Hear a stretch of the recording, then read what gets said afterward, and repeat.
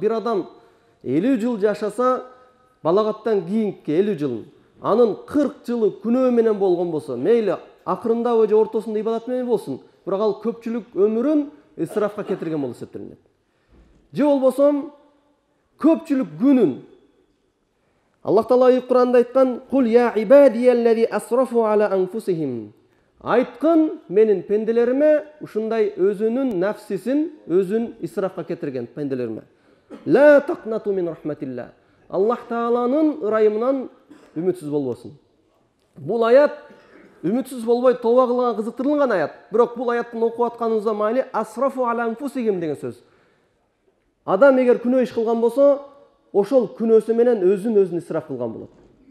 Демек, исраф эмне экен?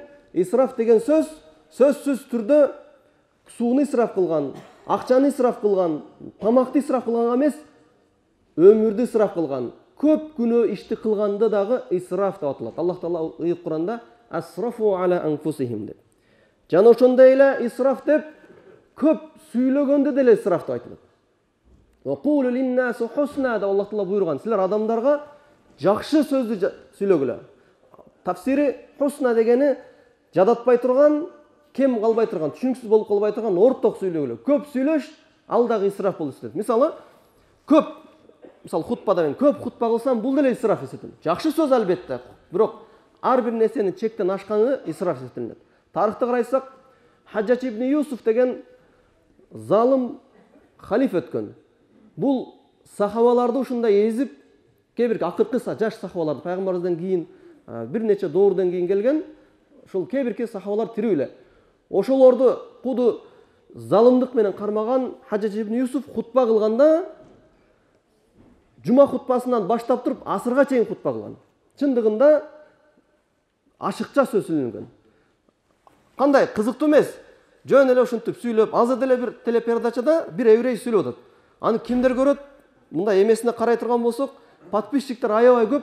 Кечке onu сүйлөп отурат. Үйүнө чай ичип атканын, не кылып атканын, ойногонун, турганын, дагы бир адам менен урушуп кеткенин, ушундай сөздөрдү сүйлөп отура берген.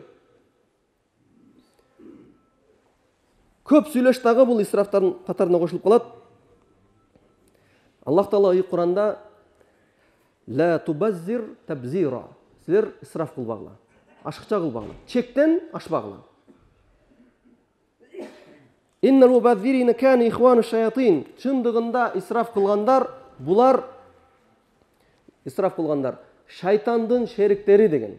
Ким исраф кылган болсо, бул шайтандын шериги болуп эсептелинет. Дагы деле исрафка толук өзүбүзгө түшүнүшүбүз үчүн мынол жерде айтсак туурураак болот эле. Жана биз аятта айттык го. Эгерде сарпташса көп да кылбайт, аз да кылбайт деген аятты окудук да. Аллах Таала Кур'анда мындай айткан: "Ва ла таджал ядака магhlulatan ila unuqik ва ла табсутha kullal bast." Колуңду мойнуңа байлап албагын, эчтеке бербей, сараң болуп калбагын, бахил болуп калбагын. Жана жалпылап ачып дагы салбагын. Фатaq'uda maluman mahsura. Эгер ачып салган болсоң, ошол бардык нерсе колуңан кетип, өкүнгөн абалда, бардык нерсе куру калган абалда каласың дейт. Тагыраак айтканда, бунан эки нерсе ишара кылынат. Исраф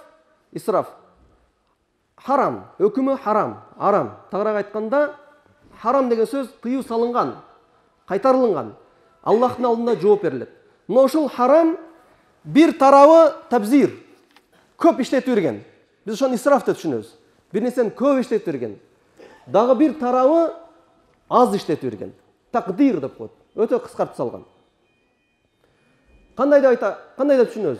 Бир тарабы көп иштетип өткөн дегени чектен ашыкча иштетилген.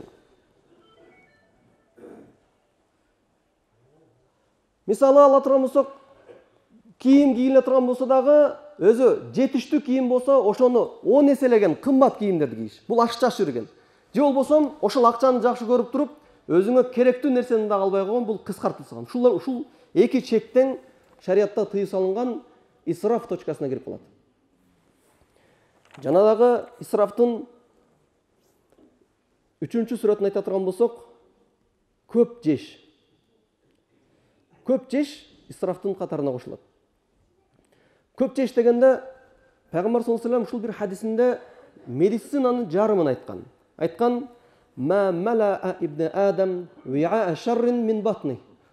Адам баласы толтурган идиштердин эң жаманы бул анын курсагы деген. Аллах Таала ушул бизге курсакты берген.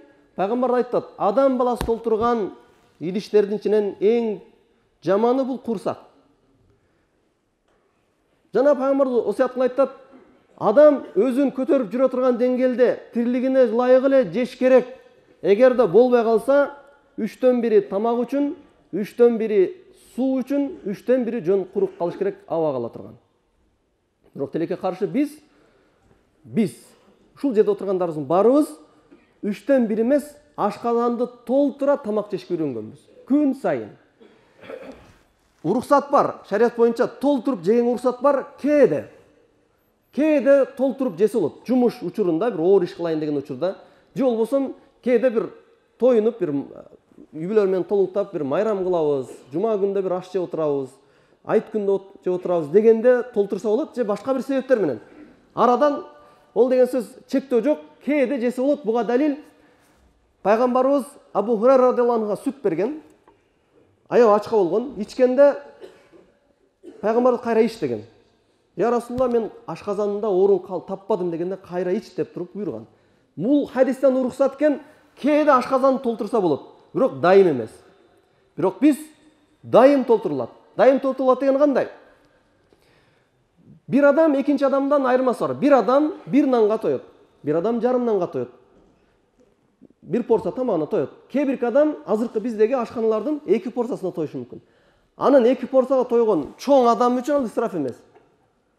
Кээ бир адамга биздин салынаткан бир чыны тамакта көптүк кылат, ага исраф эсептелет. Ошон үчүн ар бир адамдын алына жараша өзүнүн денесин көтөрө турган деңгээлдеги тоюнгандан ашканы бул исраф болуп эсептелет. Анан дагы айта турган нерсе, биз айрыкча мына бул аш тойлордо аябай эле чектен ашкан бир исраф жолунан. Биринчи тамак, экинчи тамак, үчүнчү тамак, ушул нерселер исрафка кирип кетилет. Баарын желинбейт да калып кетет. Азыр ушундай нерсе көрүп атасыздар.